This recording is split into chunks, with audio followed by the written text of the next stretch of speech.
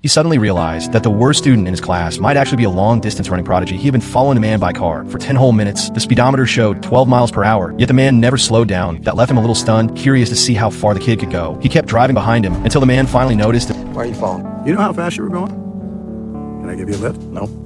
Jim quit following. As he watched the man walk away, Jim fell into deep thought. The man he just saw might really be something special back home. Jim started digging through old records. He compared times from previous state competitions, and the results shocked him. At that pace, the man could easily rank among the top 10 runners in the entire state, and that's without proper running shoes. With the right gear, he might even be a champion. Jim felt like he had just discovered buried treasure. As a PE teacher and coach, finding a champion could change everything for him. His reputation, his pay, even his entire life. He could finally leave this small, forgotten town. This was Macfarlane, one of the poorest places in California. The only reason Jim ended up here was because he had no other choice. He used to be a promising coach, but after accidentally injuring a player during a game, he was fired and labeled as hot-tempered. No school wanted him anymore. Desperate for a job, he moved his entire family to this dusty little town. They were used to city life, so everyone struggled to adjust. There wasn't even a proper restaurant around. Not a single place selling burgers, just tacos and burritos. The environment was bad, and Jim never felt safe. He hated everything about this place and wanted to leave that very day, but no other school would take him. So he had no choice but to stay and teach here. On his first day, he discovered just how undisciplined the students were. When he told them to warm up, 3 of them simply walked off, saying they had to go home to work on the farm. Jim didn't expect much. Anyway, he barely cared about the class, just told the rest of them to jog a few laps and called it a day.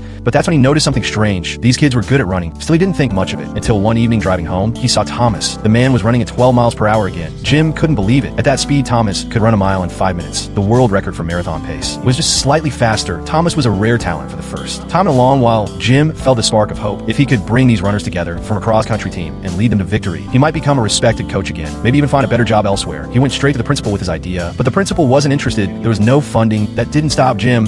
California public school system pre-approved 6 new sports a few years ago to get funding for new lockers, including, guess what? The principal finally agreed. Now that the team was approved, Jim needed runners. In class, he set up a small race. The top 4 would each get a sports drink. The students jumped at the chance. After the run, Jim picked the best finishers and invited them to join his team.